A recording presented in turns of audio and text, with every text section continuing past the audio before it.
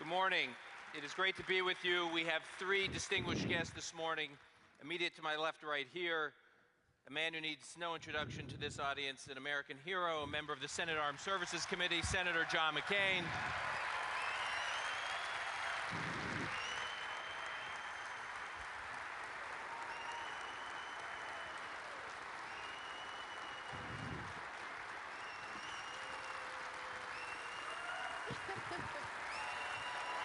They're excited about John.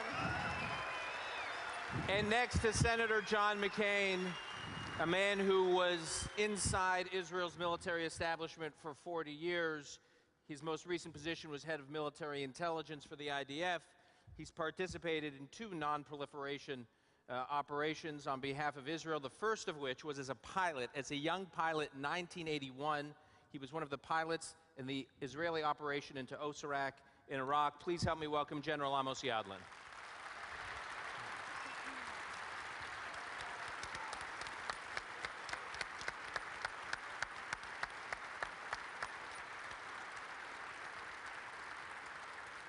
And a distinguished member of the U.S. Senate Armed Services Committee, a newer member to the Senate, but has played a key role in helping to combat anti-Israel sentiment at the United Nations in a number of roles through the Senate. Please help me welcome Senator Kirsten Gillibrand.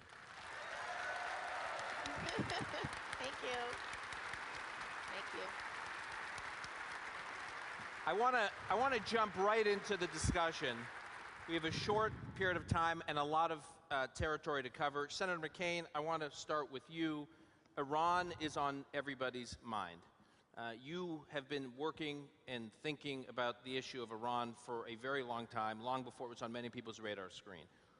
In short, what can the United States and Israel do working together to deal with Iran and prevent Iran from acquiring a nuclear weapons capability? Thank you, Dan, and thank you all for the very warm welcome. And may I say what a great honor it is to be with General Yadlin, who and I once flew the same type of airplane. The difference is that he used to shoot people down and I got shot down. So, but other than that, and I also want to tell you that I've watched a number of senators come to the United States Senate. This senator from New York has done a magnificent job in defense of the state of Israel and defense of freedom. And He's so kind. we recently had an encounter with the president of Egypt over some of the remarks that he had previously made. And I can assure you he will not forget the senator from New York from that encounter. I'm very proud of her. What's happening in Iran, obviously the centrifuges are spinning. The latest effort at conciliation and some kind of agreement with the Iranians have failed, and it's very clear that they are on the path to having a nuclear weapon. And I don't think it's a question of whether, it's obviously a question of when. We have one of the most foremost experts, my dear and my hero, Ehud Barak, who is very well aware of this issue.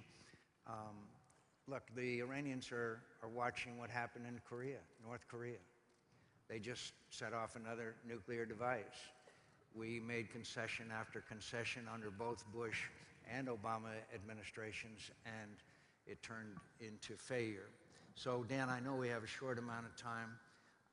I think that this latest offer on the part of the United States and our allies was doomed to failure, and if in Tehran, I think it is viewed as a weakness because of additional concessions. But it is vitally important that in Tehran, they understand that the United States, that there is no space between the United States and Israel, that there is no space between the two countries. And I'm going to give you a little straight talk. They believe right now in Tehran that there is space between the two countries. If there's one thing that I would hope that the president's re-election would motivate him to work more closely with the Israeli government and take concerted action if that action is necessary, if it is necessary. Thank you, Dan. Senator Gillibrand, let me just pick up on where Senator McCain left off. It is true that there can be no daylight between the U.S. and Israel when dealing with Iran. But what about the rest of the world, the international community? You've seen this in some of the work you've dealt with helping Israel in the UN. What can the US Congress and the administration do to reduce this perception that Israel and America are at it alone? Well, as a member of Congress, we have used that platform as a way to not only show our commitment to Israel, but make the statement that our fundamental securities are intertwined. Our national security is intertwined with Israel's. And so, for example, we have a resolution from last week that basically says we will stand by Israel, both economically and militarily, with regard to Iran. When the UN makes statements, and it's all right to clap. When the UN makes statements, particularly the Human Rights Council, we have to stand up to them. So whether it means we are standing against Durban 2 or Durban 3, we lead those letters out of the Senate. Whether it's decrying the Goldstone report, whether it's standing up for Israel's right not only to prevent the flotilla from crossing, but to actually has a duty to do so. Those statements have to be made immediately by American leaders, because I agree with Senator McCain, there should be no sunlight, and we have to continue to show that we are hand in hand as allies and as friends, as fundamentally committed to not only Israel's security, but United States national security. Great. General Yadlin, I mentioned that you were involved with 2 non-proliferation activities. One I cited because you've cited it, your work as a pilot in the 81 OSIRAC operation. One you have not personally cited, but I can. According to international reports, you were head of military intelligence and involved with the Israeli operation dealing with the Syrian nuclear reactor in 2007. Based on those 2 experiences, and now what the West will be dealing with a possible 3rd non-proliferation operation. What can the U.S. and Israel do together? You've heard from Senators McCain and Gillibrand from the U.S. perspective. What about from the Israeli perspective? How do you see it day to day? Yeah, I think we all share the same data, the same intelligence. We are now on the same page in the foundation of the problem. We are also on the same page on the goal, the strategic goal, to prevent Iran from being nuclear. But between the floor and the ceiling of the problem, there are doors and windows that we are not in the same place. And we should be much closer on how to prevent Iran from being nuclear. Because 2012 passed with giving more time for negotiation, for sanctions, for reaching an agreement, for diplomacy. And the time is running out in 2013. There are triple T's that make us a little bit different on Iran when it's come to policy. It's different trauma, it's different trigger, and maybe not enough trust. So we have to develop that even though we come with different traumas, you know, we are the Israelis coming with the Holocaust. We are 6 million Israelis listening to Ahmadinejad, calling to the annihilation of Israel. We take it very seriously, very seriously. You came with another trauma. The name is Iraq. And you don't want, and justly so, to go to another war. But this is not a war. This is a one-night operation, and we should speak about it.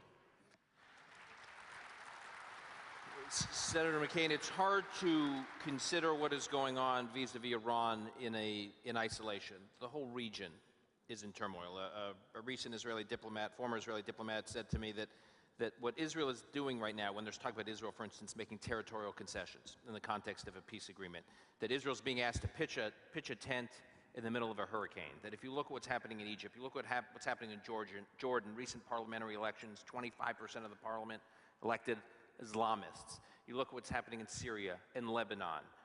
You recently returned from Egypt. You spent some time with President Morsi. This has been the cornerstone of Israel, one of the cornerstones of Israeli security for 30 years, that relationship with Egypt. Based on your recent trip and what you see in the region and the turmoil, how does Israel consider the range of challenges it's facing? I have not seen the Middle East and the world in a more dangerous situation in my lifetime. During the Cold War, it was very dangerous, but it was very clear what the challenges were. We are seeing the Middle East in particular, but the world in the midst of change. I believe that Syria is a national and international shame that we have allowed Bashar Assad to massacre 70, 80,000 people, and we have not done anything about it. It's an unfair fight. The Russians and Iranian are sending weapons. The Iranian Revolutionary Guard are on the ground. 80,000 people at least have been massacred. Lebanon and Jordan are in great danger of being destabilized, and the United States watches. Humanitarian aid doesn't get it. It's very interesting to go to a refugee camp and meet the leaders of that refugee camp, and the woman says, Senator McCain, these young children you see through this camp, they will take revenge on those who refuse to help them. Jihadists are flowing into Syria in large numbers. They are the bravest fighters. The arms and equipment that you're hearing about, a lot of that is going to the wrong people from Gulf states. It is a situation which destabilizes Lebanon, destabilizes Jordan, and eventually poses a threat to the very existence of the State of Israel. And it's time the United States established a no-fly zone, provided arms and equipment to those who are fighting for freedom, and it's time that Israel helped them in whatever way possible that we can. Senator Gillibrand, I mentioned Jordan as well. Sorry. We need members of the national security team who are pro-Israel, not anti-Israel. Senator Gillibrand, I mentioned Jordan. You've spent some time looking at Jordan. If you go east, there is concern, based on the electoral developments I cited and about the increasingly sense that the monarchy there is wobbly.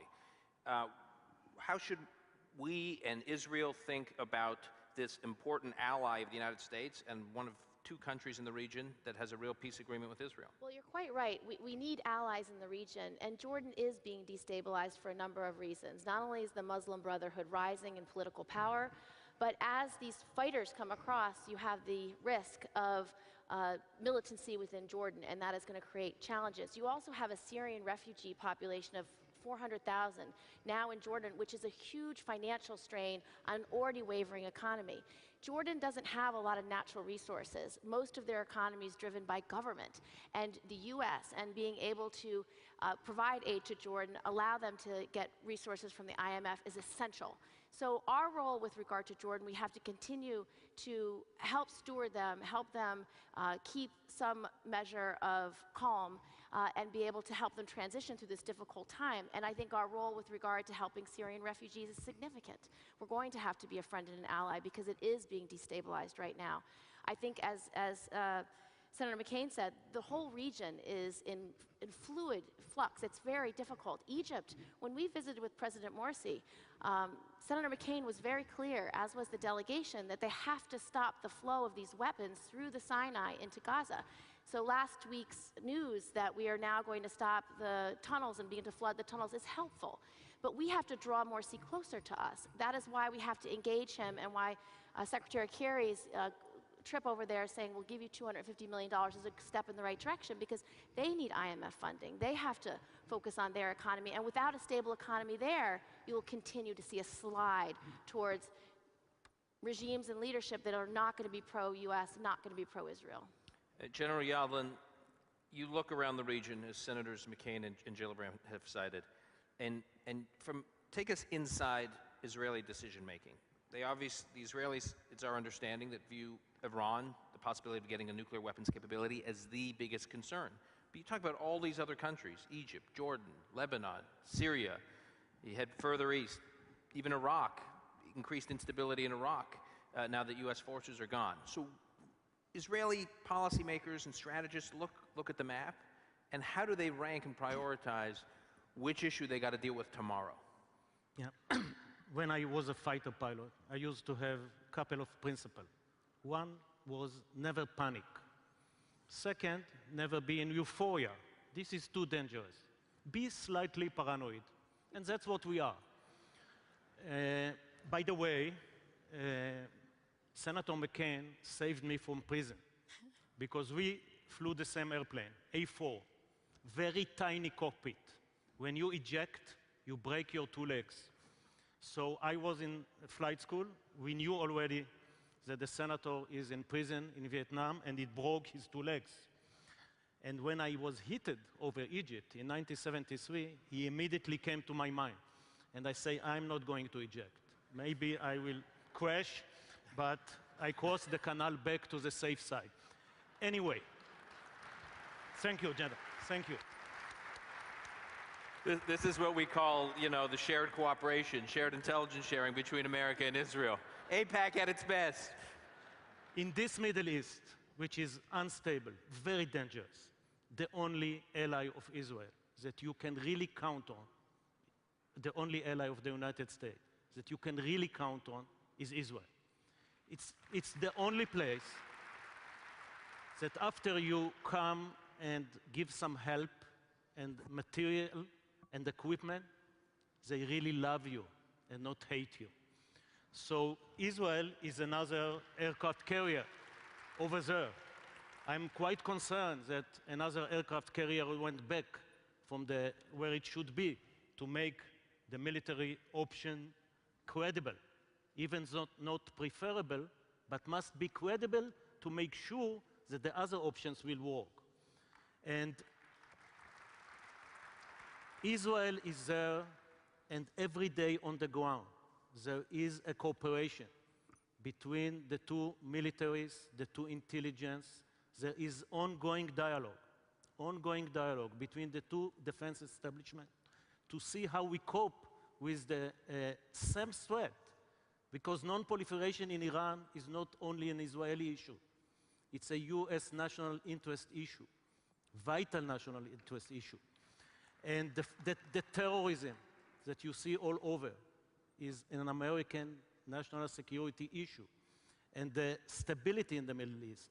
And even though, you know, Senator Lieberman told me lately that the fact that Israel and the United States discovered natural gas and shale oil is the proof that there is Almighty and He is listening to our prayers.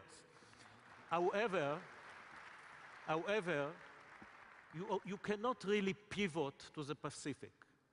The Middle East is very important. Maybe there is oil, but the price of oil is happening there. So it's a very important area to both of us. And if we do it together, if we cope together with the nuclearization of Iran, with the terrorism, with what will emerge in the Arab Spring, so-called Arab Spring, I think the 2 countries will be better off. We are running out of time, and I want to move to just the closing part of this discussion. I want to ask each of you, starting with Senator Gillibrand, this room of people, this amazing collection of American citizens, citizen activists, who are going to engage their representatives in Congress this week during the policy conference tomorrow and make the case for the U.S.-Israel relationship and why it is a centerpiece of America's security and stability and position in the world. What is your message to this group of dynamic and energetic activists as they go to make their case? How can they make it most effectively? Well, first, I want to say thank you. It makes such a difference that you come to Washington, that you talk to your legislators, talk to your Congress members and senators about what matters so much to you, because there is so much more work that has to be done. Even as Senator McCain and I are working hard on things like Iran sanctions, we find out that we have to engage the European central bankers to make sure they're not allowing money to flow still into Iran. These are issues that need advocacy every single day. So I just want to thank you for being so engaged and knowing how important your voice is to our democracy here in America. General Yadlin, you're normally at your very important think tank, the Institute for National Security Studies in Israel, but as you travel the world and you spend time in places from Jerusalem and Tel Aviv to Washington, D.C., what do you think would be the most effective case from an Israeli perspective for American congressional representatives to hear? I think this crowd deserves a lot of credit for what they are doing. So they have to continue with the very good jobs that they are doing. I think the most important thing at that point is to fight the DBS, the wrong narrative about Israel, because Israel is a just cause. Israel has the moral ground. Israel should be in the same values that we all believe in the past that Israel represents. And there is now a war. It is not a war with airplanes, not a war with tanks. It's a war with speeches, with the wrong narratives, with a lot of lies, and these people should fight it as we are doing it. We don't have, let's say we should create the structure to fight this war in the same structures that fight the kinetic war. But this war of words is really important. So come to Israel, see what Israel is all about, meet the young generation. This is amazing generation. As chief of intelligence, I used to tell them, guys, I have a problem. I don't know what to do about it. Do you have an idea? And these people, 25 years old, 26 years old, young captains, they went for a month, they went to 3 months, they came back with the most innovative idea that one day there will be books about it. And come and see them, they love you, love them, and together we can do it. And lastly, final word goes to Senator John McCain. What is your message to this group? I often tell my Baptist friends that it's hard trying to do the Lord's work in the city of Satan. It gets harder. It gets harder every single day. By the way, your ambassador does a great job. He really does a fine job here, despite the fact that he became a socialist in the Ivy League. But other than that, he's my friends, on Iran, the only way to dissuade the Iranians from the path they're on is for them to believe the United States and Israel will act together. Yeah. On Egypt. Yeah. Egypt is the heart and soul of the Arab world, and we must pay careful attention, and we must gauge our aid to Egypt as to their progress. We cannot just give them a blank check, but we don't want to break the Camp David Accords either. It's a very serious issue. Everybody in this room had something to do besides be here this morning and this evening. And I want to thank you because you're serving a cause greater than your self-interest.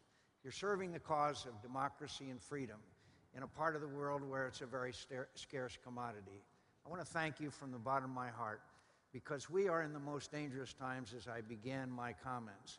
And your participation and your involvement and your engagement and your support and your commitment to peace has never been as important as it is today. Thank you and God bless. I want to thank Senators John McCain, Kirsten Gillibrand, General Amos Yadlin. Thank you, all of you, for participating.